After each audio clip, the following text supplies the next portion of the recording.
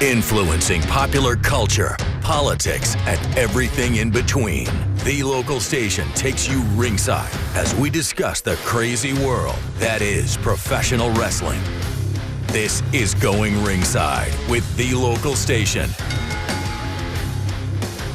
Hello there. Welcome to Going Ringside. I'm your host, Scott Johnson, and I'm excited about today. Let me get out of her way because the woman of the hour is here. Jaida Parker joins us, one of the top stars, not only in NXT, of course, but in all of WWE. I sat down with Jaida down at the Performance Center where we visited with so many of her friends in NXT through the CW network to talk about her career and how, and I'm going to ask her about this, I didn't really know who Jaida Parker was a few years ago. Then everywhere I look, Jaida Parker, Jaida Parker, Jaida Parker. She's kind of taken off like a rocket, so I wanted a chance to bring you this great interview with Jaida to talk about what is going on in her career now, how she will be nice to you, but if you cross her, it's not necessarily a good idea. So let's get to it. Let's start the show off right now. Here's the star herself. Here's Jaida Parker.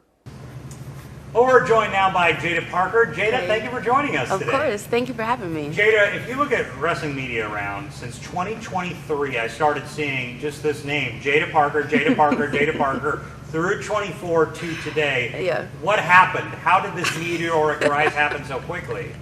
I can't even explain it myself. All I knew is I was here, I had my debut, I got on World Star, and it just took off after that. Yes. Went from there. Oh, yeah.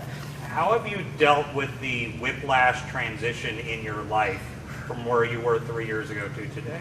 I'm still dealing with it because I'm learning something new every day. And from where I am now to where I was is a complete 180. Like, I did not expect myself to be here where I am 3 years ago at all. But I'm able to be here because of the people that I work with in the WWE. And they gave me the confidence to just be Jaida Parker and really embrace Jaida Parker. And I cannot thank them enough for that. But it's amazing. I want to back up a ways back to childhood. Did I hear you say that your brothers used to give you, quote, Batista bombs? Yes. Did you know that's what they were called at the time? No. Did they know that's what they were called? He did, yes, because he would watch it with my grandfather. I would just watch because of the moves, so I really didn't know the names. He's like, let me just try this out on you real quick. I'm like, oh, okay.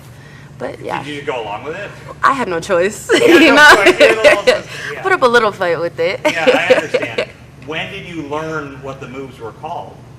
Later on? 3 years ago. 3 years ago. So you pretty much, you lived with it as a child. Yes. But the instruction of it came here in the last few years. Yes. Okay.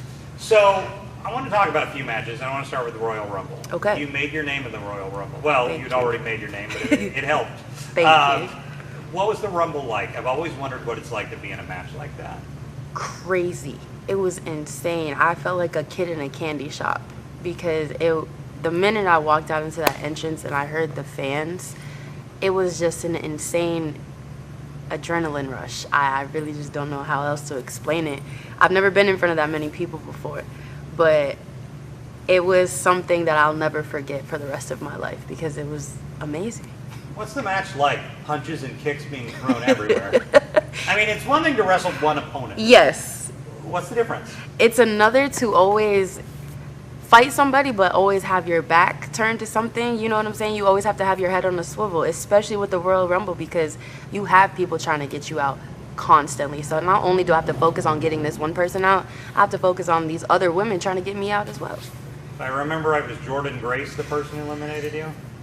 Yes. I'm sure it's not a good memory. No, it was not a great memory. Thoughts on that? Have you been bitter towards Jordan since over that? I wouldn't say bitter. I've just been on a rampage, let's just say, because, you know, in the Rumble she was there and then she came to NXT, so that was my time to finally followed you again. Oh yeah, I just felt like I couldn't, you know, get her away from me. I was like, okay, if you really want to do this, let's do this.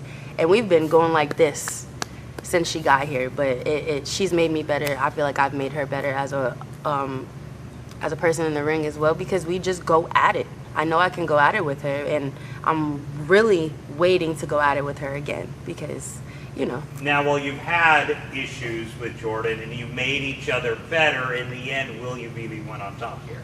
That's what I'm planning on. Okay. But if not, and she ends up, taking her own path to main roster, I will be up there one day. I did hear you say that you'll get nasty if you need to get what you want in this industry. I have to. Talk to me about that. So it's a part of me that I'll be nice to you, I'll be so genuine to you, but the minute you cross the line with me and you get in the way of what I want that I've been busting my butt for my entire life in these past 3 years, oh yeah, it's either gonna be me or you, and it ain't gonna be me. Friend or foe? Friend or foe. Really? No matter what it is. You could be blood, family, it doesn't matter. Because really? I promise, because I've seen what people are capable of, and I've seen my best friends turn to my worst enemies, so I don't put it past anybody, blood or not. The minute you get in my way is me or you. People you would like to face, people you want to face either just because you admire them or you just want to hit them. Well, just to hit them, Jordan Grace, of course. We'll just get you that want one. To hit her again? Oh yeah, most definitely. Many times with a lot of hypnotics. Just for giggles and everything, Bianca Belair, because she's a hell of an athlete, and I feel like she could make me 10 times better because iron sharpens iron. Meechin, I would love to run it back with her in our street fights and everything. Nia Jax, just to see if I can handle, Why do you say just see if you can handle Nia? Because she is one of the biggest threats in this division. If not, yeah, she is one of the biggest threats in this division, not only because of her size, but because she knows how to work in the ring. She knows what she's capable of. Do you worry if you go in with someone like Nia, you don't walk out? I mean, is that a concern? That's a concern with everybody. Really? But at the same, if I go in scared with her, I have to go in scared with everybody, but I'm not going in scared with her because at the end of the day, she bleeds like I bleed.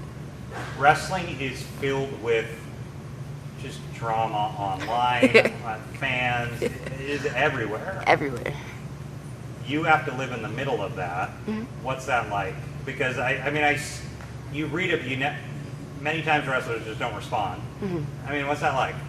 It's hard, and like you said, we have a choice to live in the middle of it, or we have a choice to just ignore it, and that's what we have to do, because there's no point of us throwing low blows at somebody who we wouldn't even talk to on the street if we saw. You know what I'm saying? Like, half the things people say online, they would not say to us to our face.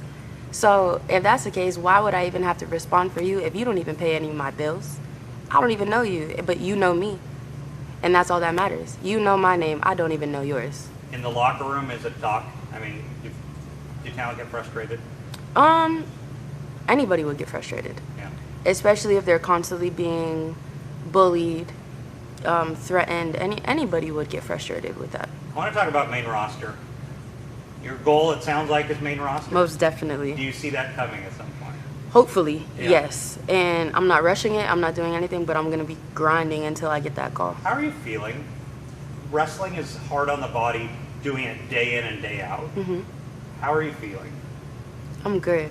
You are. You're good. still feeling good I after still 2 feel years good. of this. Yes, I still feel good. How is that possible? Because I take care of myself. I know how to take time away and be like, I need to put this time to recovery. I need to put this time to my family. I'm able to set aside wrestling and just focus on me so I can give wrestling 110% to make sure that I'm successful as I can, to make sure I'm as healthy as I can, to do what I got to do to make sure that plate in front of my family stays protected. Well, Jaida Parker, it has been an absolute pleasure. Thank you for joining us on the show. Thank you so today. much. Thank you for having me. So glad to sit down with Jaida and talk about her great career that is just beginning.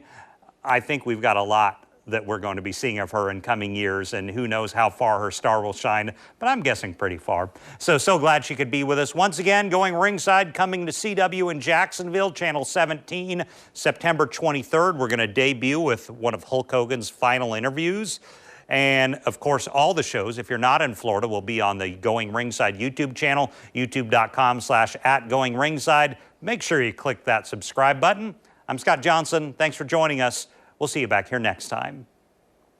This has been Going Ringside with The Local Station, brought to you every Wednesday on your favorite podcast player, on News 4 Jax Plus, as well as the News 4 Jax YouTube channel.